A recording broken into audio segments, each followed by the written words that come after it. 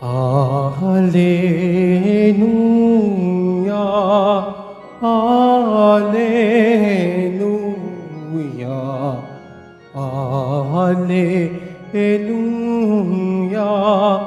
Alleluia.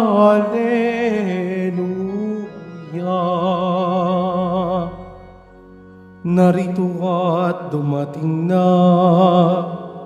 isang dakilang propeta, sugo ng Diyos sa bayan niya. Alleluia, Alleluia, Alleluia, Alleluia.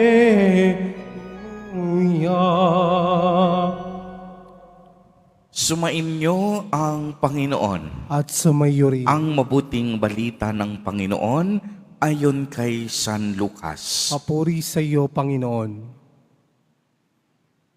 Noong panahong iyon, pumunta si Jesus sa isang bayang tinatawag na Nain. Sumama sa kaniya ang kanyang mga alagad at ang napakaraming tao. Nang malapit na siya sa pintuan ng bayan, nasalubong niya ang libing ng kaisa-isang anak na lalaki ng isang balong babae. Marami ang nakikipaglibing. Nahabag ang Panginoon nang makita ang ina ng namatay at sinabi sa kaniya, "Huwag kang tumangis." Lumapit siya at hinipo ang kinalalagyan ng patay at tumigil naman ang may mga dala nito. Sinabi niya, "Binata, bumangon ka." Naupo ito at nagsalita at siya'y ibinigay ni Jesus sa kaniyang ina. Sinidla ng takot ang lahat at sila'y nagpuri sa Diyos. Sabi nila, "Dumating sa atin ang isang dakilang propeta. Nilingap ng Diyos ang kaniyang bayan." At kumalat sa buong Judea at sa palibot na lupain ang balitang ito tungkol sa kaniya. Ang mabuting balita ng Panginoon. Pinupuri ka namin, Panginoong Jesucristo. Magsiupo muna tayong lahat. Magandang umaga po sa inyong lahat, mga kapatid kay Kristo. Sa lahat po ng ating mga taga-subaybay, sa iba't ibang online platforms, at sa lahat ng ating mga kadiboto, sa iba't ibang panig ng Pilipinas, at maging sa buong mundo kung saan tayo ay naaabot ngayon ng ating live streaming. Mapayapang umaga din po sa inyong lahat. Purihin at dakilain natin ang ating Panginoon, ang mahal na poong Jesus Nazareno. Mga kapatid kay Kristo at mga kadiboto, malugod po namin kayong tinatanggap sa Basilica Minor at Pambansang Dambana ni Jesus Nazareno. Narinig po natin sa ating ebanghelyo ngayon ang tagpo na kung saan ang isang biyudang babae at ilang kasamahan niya ay ililibing sana ang kaniyang nag-iisang anak na lalaki. Alam po ninyo, napakasakit ito para sa isang ina na ilibing ang kaniyang nag-iisang anak. Wala sigurong pagsidla ng hapdi at kirot sa kaniyang puso. Sa isang episode po ng isang dating drama anthology ng isang istasyon, ay minsang sinabi ng sikat na aktres, "Bakit kapag ang asawa ay namatayan ng asawa, ang tawag sa kanila ay balo o kaya biyudo o biyuda?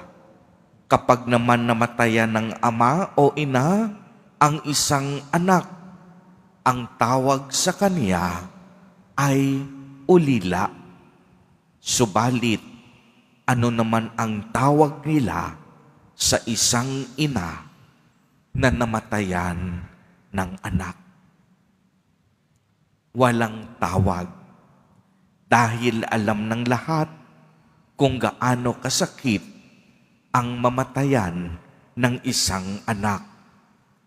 Pero wala na sigurong masigit na sasakit pa ang mamatayan ang isang ina, lalo na kung siya ay biyuda at kung ang namatay pa ay ang kaniyang nag-iisang anak. Baldi-baldi sigurong luha ang pwede niyang maiyak, sapagkat kung anak na ang pag-uusapan, kung pwedeng maialay lang pati ang buhay ng ina, gagawin niya ito para magdugtungan lamang ang buhay ng kaniyang anak. Dahil walang ina ang hindi nagmahal sa kaniyang anak.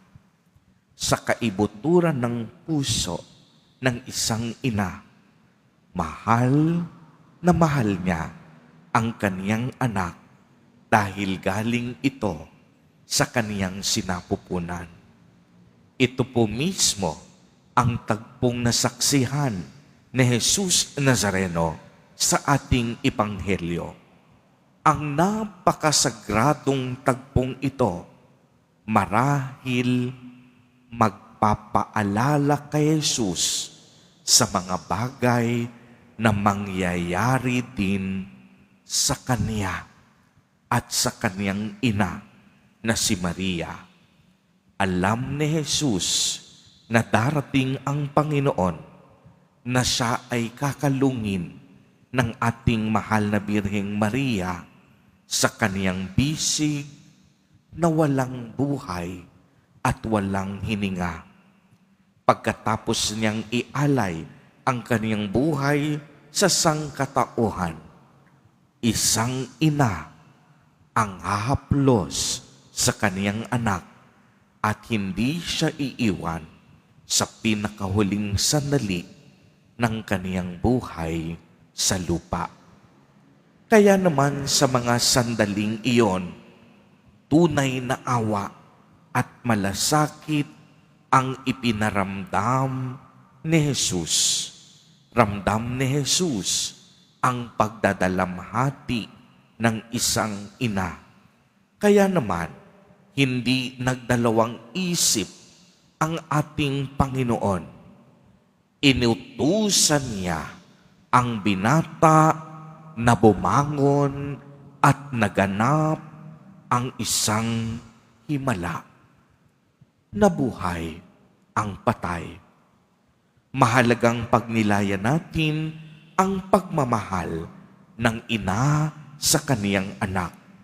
Lagi nating pahalagahan ang ating mga ina at ang ating magulang sapagkat lagi silang naririyan upang mahalangin at arugain tayo.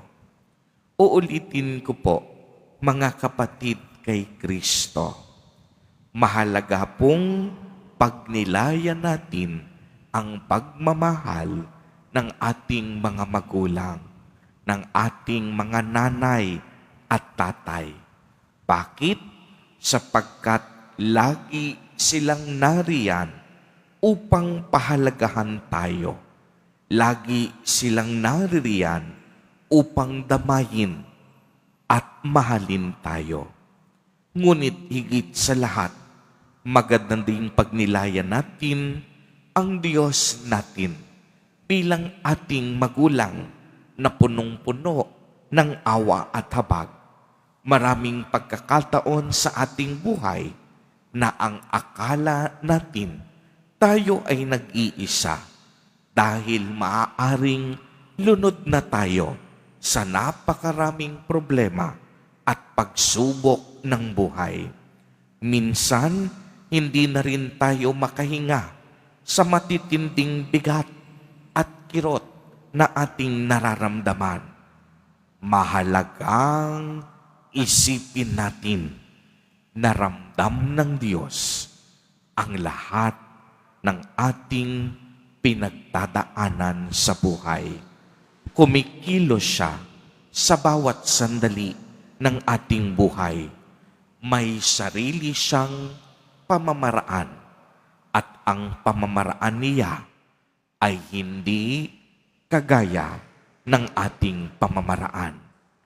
Mga kapatid kay Kristo, lagi nating tatandaan, walang imposible sa Diyos, lalo na sa mga taong may malinis na puso at ang tanging inaasahan ay ang kaniyang habag at awa.